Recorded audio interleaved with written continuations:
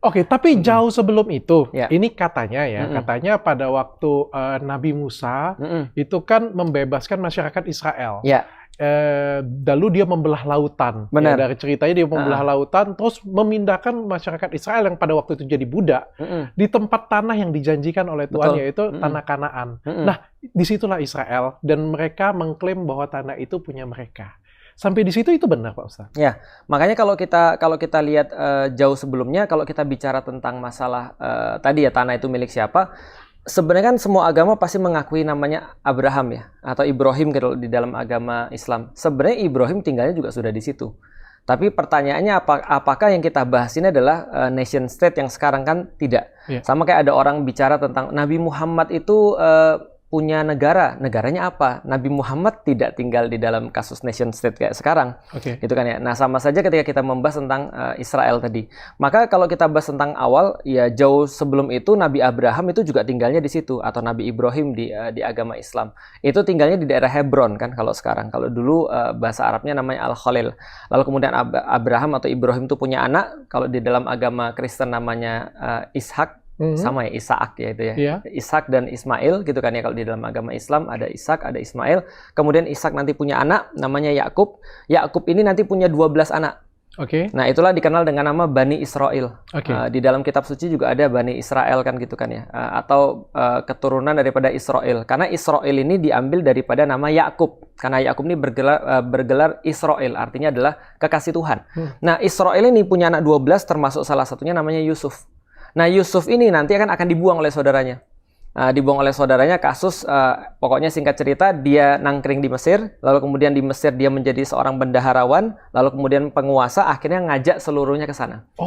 Nah, itu awalnya dari kenapa Ibrahim atau Abraham itu di tanah Palestina yang sekarang, lalu kemudian tiba-tiba ke Mesir, baru kasusnya yang tadi. Baru kasusnya kemudian membawa orang masuk ke sana. Jadi Yusuf dan kemudian seluruh keluarganya itu ada di Mesir semenjak zaman itu. Nah, setelah beranak pinak di sana, banyak punya konflik dengan orang lokal, which is adalah orang-orang Mesir, kemudian mereka diperbudak, Musa datang kemudian untuk membebaskan mereka. Nah, ketika membebaskan mereka, masuklah ke tanah itu. Tapi ceritanya kan tidak berhenti sampai di sana, walaupun betul akhirnya mereka juga masuk ke daerah itu. Ceritanya tidak berhenti sampai di sana, tapi setelah mereka masuk di sana, mereka kepecah jadi dua. Ada kerajaan utara, ada kerajaan selatan. Utara dinamakan kerajaan Israel, selatan dibawa kerajaan namanya kerajaan Yehuda, dan seterusnya. Akhirnya mereka ditaklukkan lagi sama kerajaan Assyria, lalu kerajaan Babilonia nyusul, lalu ditaklukkan lagi sama segala macam, termasuk Romawi, Yunani, dan seterusnya. Romawi. Tapi yang paling parah kan ketika ditaklukkan Babilonia ya, mereka diambil semua, lalu kemudian dieksodus pergi ke Babilonia untuk jadi budak juga di sana. Lagi. Jadi habis semuanya sudah. Jadi kalau misalnya dikatakan sejarah ya mereka sudah diusir lagi dari situ. Berarti mereka sudah nempatin tempat itu, apa yang dijanjikan Tuhan, pergi ke sana, lalu dijajah sana sini, akhirnya dimusnahkan, hilang dari tempat di sana, hilang dari sana. Lalu siapa yang tinggal di tempat itu? Yang terakhir adalah Romawi. Makanya menarik tuh kalau tadi ada yang datang katanya dari Aelia ya. Namanya dulu wilayah itu adalah Aelia Capitolina. Ketika di zamannya Romawi.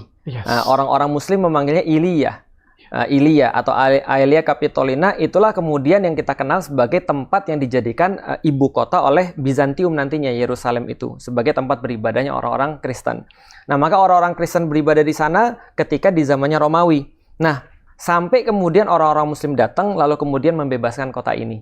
Nah, menariknya adalah tidak seperti kejadian-kejadian sebelumnya. Kalau kota ini kejadian-kejadian sebelumnya adalah dijajah. Ketika Muslim datang ke sana, kisah yang sangat terkenal adalah Umar bin Khattab, Khalifah Umar pada saat itu datang ke sana dengan bukan seorang diri, tapi secara pribadi dia menerima kunci daripada namanya Patrick Sophronius. Nah, jadi ini kotanya sudah diserahkan kepada mereka, kepada orang Muslim.